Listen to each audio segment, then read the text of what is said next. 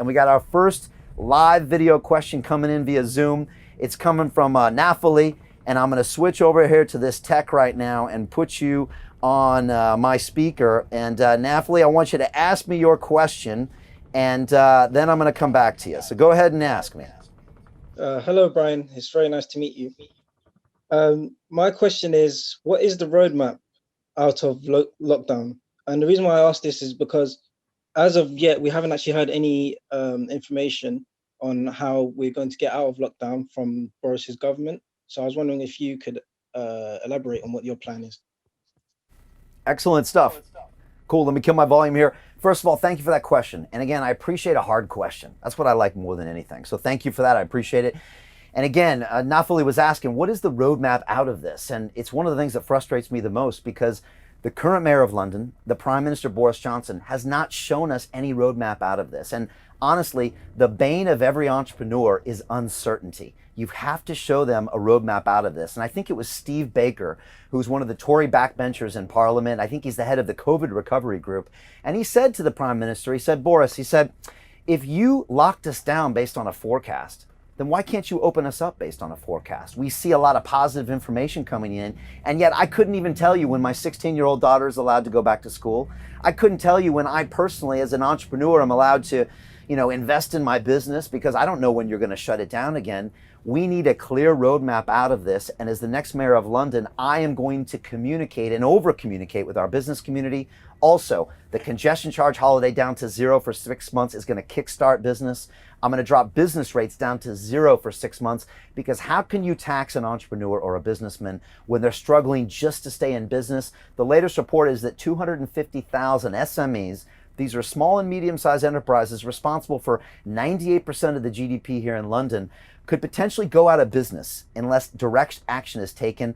Unfortunately, the current mayor of London, in my opinion, he's anti-business. He wants to tax businesses. If you remember, he crusaded for this lockdown when other mayors, like the mayor of Manchester, were fighting tooth and nail for their entrepreneurs, for their pub owners, to try to keep their livelihoods. This mayor was trying to lock us all down. He doesn't understand business. He's never run a business in his life. He's an 18-year career politician. He's using this as his next job to be prime minister. I don't think he cares about the citizens. I don't think he understands business. He's never done a deal in his life. He's never bought a company, sold a company. He's never held a board meeting. We need someone who's business friendly. Again, I've been doing this for 30 years in all sorts of industries. And so again, it's clear communication with entrepreneurs. It's the business rates holiday. It's the congestion charge holiday, and it's finding solutions to get London back to work. We can do this safely. Let's protect those vulnerable, but let's also get those that are fit, safe, and healthy back to work in some capacity. It's going to help our mental health. We got to get our kids back in school. And again, if you want more detail, I have 12 very specific policies and 12 policy videos all on my brianformayor.london site. So I appreciate that question. Thank you for coming to us today. Let me get on to my second couple points. I'm coming back for more questions shortly. So stay with me here, because I want to come out and find out what's going on with you. Let me talk a little bit more about what people are frustrated with out there, and that is these LTNs, these low traffic neighborhoods. And you probably would have seen them. All of a sudden you wake up one day and there's something that looks like a wooden plant potter stuck at the end of your road you weren't consulted with, and all of a sudden it's blocking people from visiting you. It's blocking you from going to work. You're getting fined when you try to. Ambulances can't get in your area. Businesses are going out of business. And yet people are driving sometimes 3 times longer to get to where they need to go, and it increases emissions. People are frustrated because they weren't consulted with. They're being taxed on the back of it. Ambulance services can't get in there, and businesses are failing, and also they're getting more congestion and more emissions. It's frustrating, and the residents have complained there's been a lack of explanation, a lack of engagement, a lack of consultation, as they are literally, quote unquote, steamrolled through these schemes. It's frustrating for them, and it's frustrating for me. Also, it prevents local people from visiting their family, even within their support bubble. It keeps them from attending work and attending medical appointments. When I was in Ealing a few days ago, people were shouting over, I can't get to see my doctor. I can't care for my elderly. It was really frustrating to them. The worst part is, for me, is that this appears to be a revenue generating scheme. And this is where I draw the line. You cannot tax your citizens in order to make a profit, especially in a time of economic contraction. When I studied economics at MIT, this was economics 101. You cannot tax the businesses and citizens when the economy is contracting and expect to get out of that hole.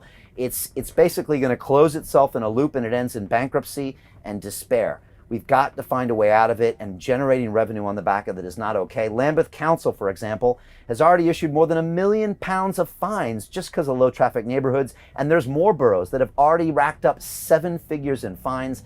Again, this seems to be completely defeating the purpose, but you see the mayor doing the same thing with congestion charge being expanded to 24 hours a day, 7 days a week, going up from £11.50 to £15, expanding the congestion charge zone out to Richmond with those citizens up in arms about that. The ULEZ that's almost being snuck in, and a lot of people are paying a lot of money in these ULEZ fees, and they're being extended as well, and people are frustrated. And the reason I know is this: I get comments on every single video, I get live comments here, and the people are not happy about it. Especially emergency services point out that logistically it's literally it's killing people. They cannot save people in time.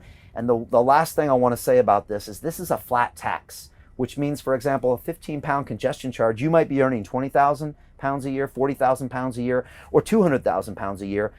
The problem is that the flat tax hurts lower income families worse. And that is the wrong thing to do, especially in this situation. And so it actually gets worse. Disabled people can't access what they need to access. And researchers recently found that 72% of those questioned were critical the way that LTNs were introduced and the way that they were informed by town hall bosses about them. And the report called Pave the Way, published this month, also found that 77% believe their journey times or those of their carers had in fact increased because of LTMs. Again, this is defeating the purpose.